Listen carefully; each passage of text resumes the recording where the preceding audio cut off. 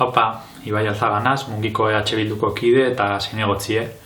Bizitzen gabizen salbuespeneko egoera hau, danon bizitzak baldintzatzen dabil goitik bera, eta gube eta udal dinamika ez da horretaz libratu.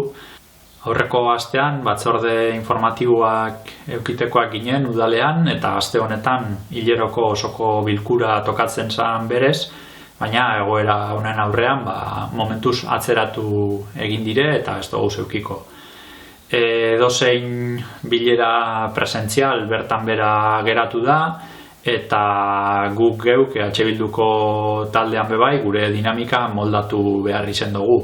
Eskure deko guzen tresna telematikoak erabiltzen gabiz gure arteko harremana mantentzeko, eta bilerak bideokonferentzia bidez egiten gabiz. Zentzu horretan, hasikera batetik laguntzeko dekogun prestutasune adierazi gure izen dugu, eta lehengo egunetik proposamenak egiten hasi ginen. Hasikera baten gure kezka eta ardura nagusiek biziren. Alde batetik, arrisku egoeran aurkitu aldiren kolektibo eta taldeei arreta berezitu eskaintzea modu urgente baten, horrek identifikatzea eta horreri jarraipena egitea euren egoera zeindan jakiteko eta behar izenen bat badekie hori kubridu alizeteko, hori izan lehentasunetako bat. Eta udal dinamikari dagokionez, bertako langileek bebai euren lana segurtasun irizpide batzuekaz bete alizatea bermatzea.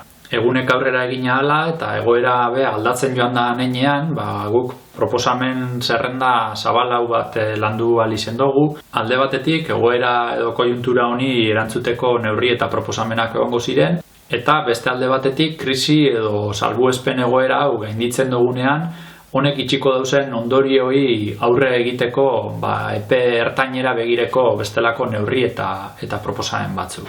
Lehengo multzo horri dagokionez, proposamen artikulatu bat bideratu dugu barikuetako baserritarren azoka berreskuratzeko. Uste dugu baldintzak emoten direla Andramariko aterpean modu seguruan azoka hori egiteko, segurtasun neurri zorrotzak proposatu dugu hori aurrera eroan alizeteko, bai saltzaileek hartu beharrekoak eta baita erosleek errespetatu beharrekoak.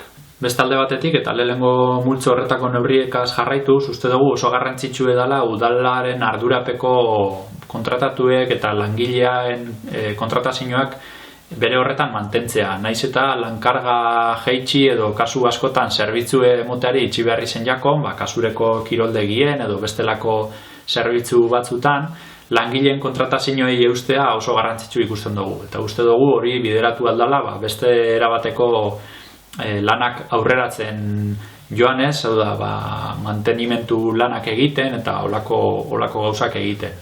Epe ertainean honek itxiko dauzen ondorioi aurre egiteari dagokionez, badakigu orain lehentasunek beste leku baten dauzela eta urgentziaz bizi dugun egoerari erantzun beharriakola, baina uste dugu hau planifiketan joan behar dela apurke. Hor oso garrantzitsu ikusten dugu gehien sufriduko dabenak babestea, eta multzo horretan sartzen dugu alde batetik errekurso gitxi dekeazen pertsonak, eta beste alde batetik euren jarduera eten behar izen daben horrek eta honen ondorioak asko sufriduko dabezenak. Eta hor sartzen dugu zelan ez herriko merkatariek, ostalariek, autonomoak eta enpresari txikiek. Ikusteko dau, bai Espainiako gobernuek, edo jaurlaritzak, edo foru aldundiek, edo danadalako erakundeek onartuko dabezen laguntzak noraino heltzen diren, baina uste dugu garrantzitsu edala Mungiko udaletik bebai emergentzi funts osagarri bat onartzea lehen bailen. Uste dugu guzti honi aurre egiteko politika fiskalean hainbat neurri hartu aldirela, eta zentzu horretan planteatu dugu bebai hainbat neurri. Bai kirol zerbitzu, haurtzantegie, musika eskola, udal euskaltegie, egoera honek irauten dueneko parte proporzionala abonamenduetatik deskontatu behar dela uste dugu. Eta beste alde batetik, hainbat zerga eta tasetan bebai aldaketak egin barko zirela uste dugu. Bigarren etxe bizitzen nibien 150% errekargue esarri behar dela, Uste dugu IT espedienteetan esku hartzeagatik kobratzen den kuota desagerrarazi behar dela. Trakzio mekaniko duen ibilgailueri esartzen jaken zerga horretan erabiltzen den koefiziente biderkatzailean irizpide progresiboa esarri behar dela. Eta uste dugu errenta bajuko famili edo norbanakoentzako bebai diru laguntzak esarri behar direla zaborbilketaren tasarako. Eta merkatari eta ostalariei eragiten dotzien zerga eta tasetan bebai uste dugu errebizio bat egin behar dela kuotak leuntzeko edo zelan lagundu aztertu ahal izeteko. Bien bitartean, gure funtzioak betetzen jarraituko dugu aldogun moduen eta proposamenak eta ideiak helarazten jarraituko dugu egoera honi ahalik eta modurik onenean aurre egin ahal izeteko.